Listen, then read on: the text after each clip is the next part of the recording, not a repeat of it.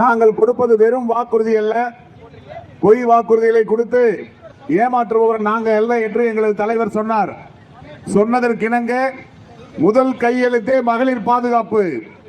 இன்று பல மாவட்டங்களில் சிங்கப்பெண் பாதுகாப்பு படை உருவாகிவிட்டது. அடுத்ததாக அதன் தொடர்ச்சியாக 765 மதுக்கடைகள் மூடப்பட்டிருக்கின்றது.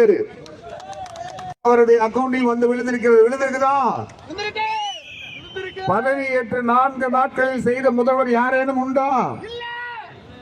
ஆகவே நீங்கள் வாக்களித்தது நம்பி வாக்களித்தது வீண் போகவில்லை. இன்னும் பல மாற்றங்களை நீங்கள் பார்க்க இருக்கின்றீர்கள். ஒரு லஞ்ச லாபண்யமற்ற ஒரு அரசாங்கத்தை நீங்கள் அனைத்து திட்டங்களும் இருக்கும் என்பதை உறுதியாக சொல்லி, இது வெறும் நன்றி அறிவிப்பு பயணம் அல்ல, இது நன்றி அறிவிப்பு பயணம் அல்ல.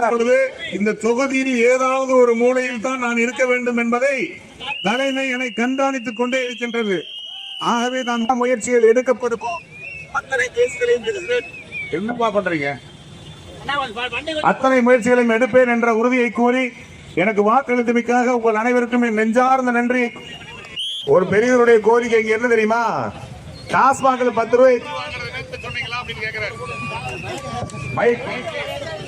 நிறுத்த சொன்னீங்களான்னு கேட்டாரு. முதல் நாள்லயே வந்து எல்லா கடைகளுக்கு இன்ஸ்ட்ரக்ஷன் போயாச்சு. இனிமேல் யாராவது 10 ரூபாய் சேர்த்து வாங்கினா நீங்க என்கிட்ட சொல்லுங்க.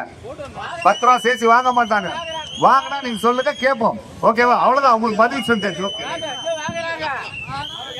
போலாம்.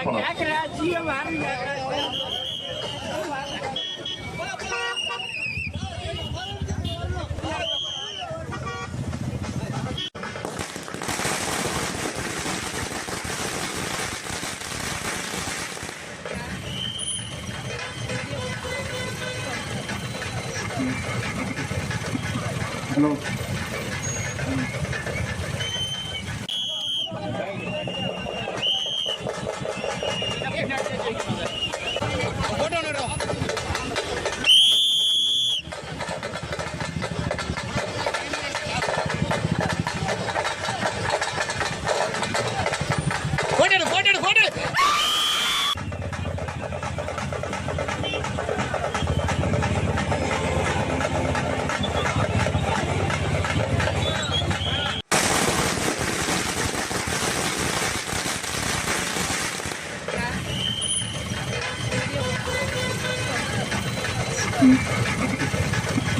ஹலோ,